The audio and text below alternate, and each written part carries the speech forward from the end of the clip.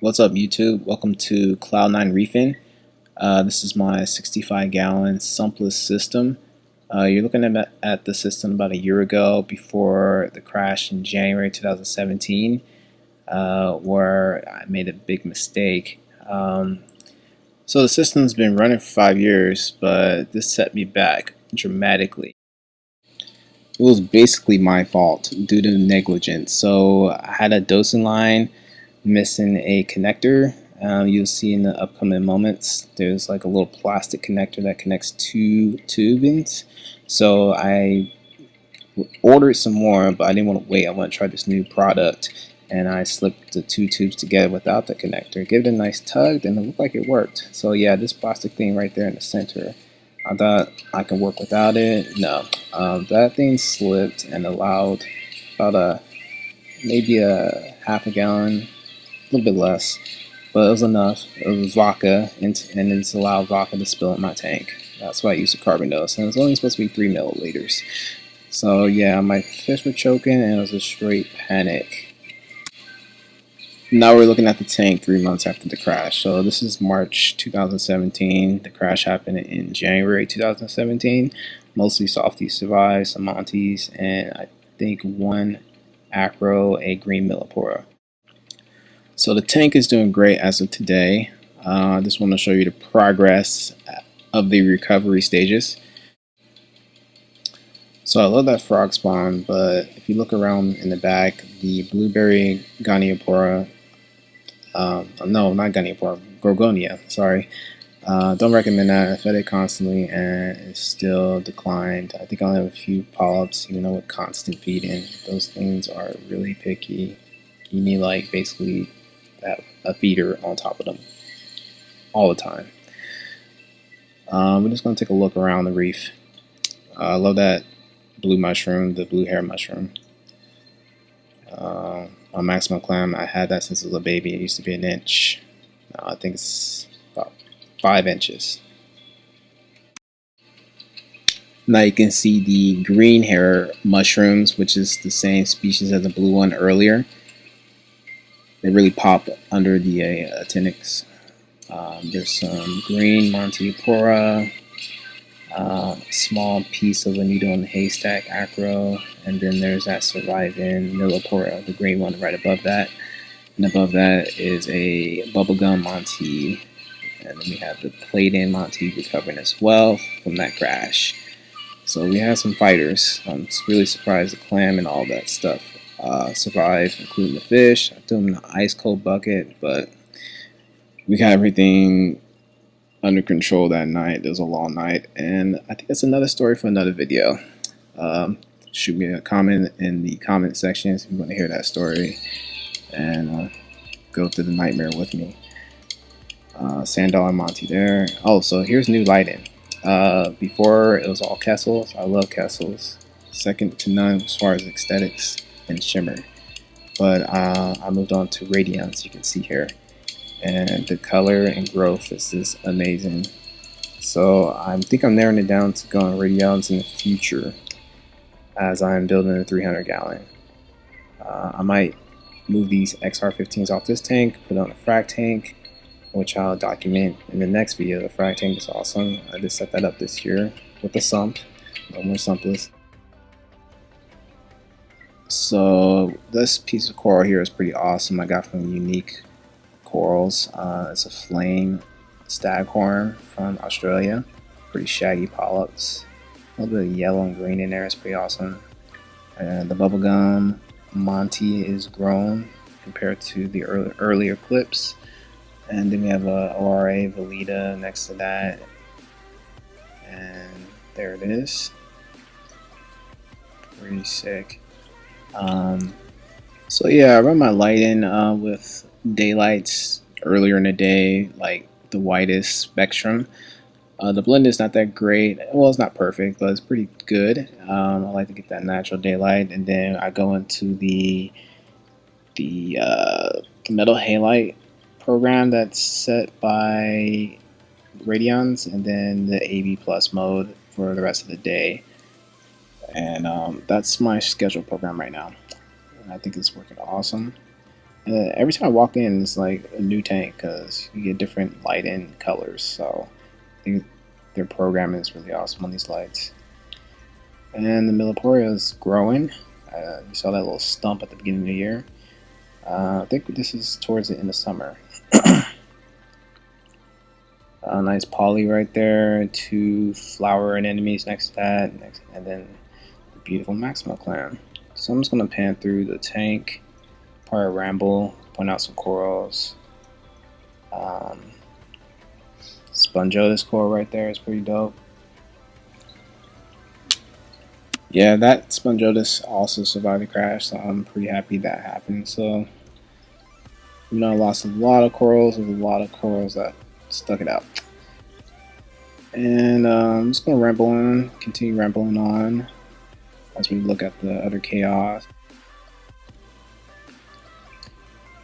And let's see what else we got in here. Some acan gardens. I love the top-down views because it gives a little bit more natural, a lot more pop of the colors. Frog spawn. Let's see.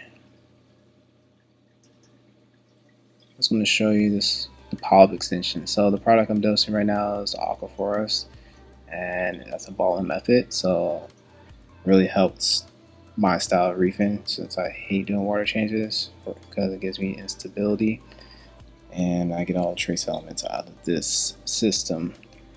And the polyp extension is constant, so I'm really pleased with this product.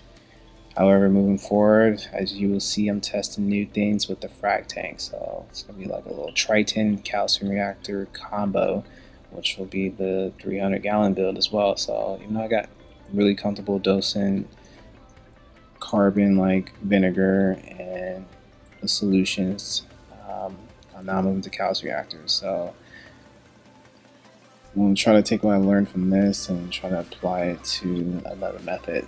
So a little bit of a game changer, and probably gonna be a little frustrating at the beginning, but I think we'll make it. So that syringe is another way of me trying to keep my hands out of the tank. So I was dosing Aptasia X with that extension. I think it's a pipe with a plug, and I can just attack any Aptasia I put my hand in the tank. Along with that Julian Sprung seaweed clip. Also keeps my hands out of the tank. My Foxface tears that up as I feed Larry's Reef Frenzy and Mices to everybody else, and Foxface also kinds of munch on that as well. He's the boss, aka Rocky and Bullwinkle, including Blue Devil down there, who's also declining of age, so you might see him in a few clips at the bottom of the sand bed. I had him ever since I started this tank. He was an adult at that time, so I think he's pushing 8 years. And then Lemon Drop, aka Chorus Yellow Wrasse, has been in the tank. He eats all the pests. And then Tootsie the Black also, well, he's a Darwin clownfish, so he's awesome. I need to get him a mated pair. A mushroom in the bag is green and yellow. I can't pick up the yellow, but that's pretty dope. Foxface messed up my yellow Goniopora. It's bouncing back from the crash, and I found it in the sand bed. So it's been dying off. I'm not sure it's going to survive in a traumatic stress. The top left, that's Joe the coral right there. It's awesome. Along with that yellow bright toxic acro. It's so bright under Actinics. And he's begging me for food. Well, that's it for the fish. There's my damsel just chilling at the bottom. He still eats. He gets particles, but he's not really an open swimmer anymore. If it was in the open waters in the ocean, he'd probably be eaten up by bigger fish by now. So there's my dosing containers. It's a huge eShops 2-liter container. You see the Aquaforest products along with vinegar in the 4-chamber, dosed by Aquamedic doser, which is I love because the display is right above there. That little controller right there, so I don't have to climb behind the tank and fiddle with the dosing pump. I put some Kimi Pure Blue in that reactor, and it's good as gold for 3 months. And then there's the handle in the back, skimmer by Reef Octopus. I think it's 3,000 or 2,000, and you can see the radions. So the flow is done by the new gyres. They're on a alternating gyre mode, so really even, strong cross patterns. I really like that. I have a bunch of gyres ready for my next build, so already got those on deck. And I think we're gonna be wrapping up. I'm gonna shut my mouth and just show the tank. I have a longer story about this tank on my Instagram, which is also Cloud9Reefing. You can see a little bit more detail of the crash videos and the 300-gallon build before I can get those videos out. I work during the week, and it's hard for me to pump out videos, but I want to document my tank, share the enjoyment of the hobby. Really appreciate everybody who's doing that. Major props. Editing and posting videos is a pain. It takes up a lot of time and effort, so like, comment, and give a thumbs up to every YouTuber out there, because it is really for the passion, and they at least deserve a like. Aaron's Aquarium, CJ Aquariums, all you guys are doing an awesome job. And Jake Adams, traveling all the world, doing an awesome job. So I'm gonna wrap it up, shut up. The last few clips, you see the daylight starts with a kind of yellowish, and then it goes into a bluish. But next time we'll talk about the frag tank and a whole new method I'm trying. So like, comment, subscribe, give me any questions, tips. It's my first video, and I'm just gonna sign out. Cloud9Reefing, and peace.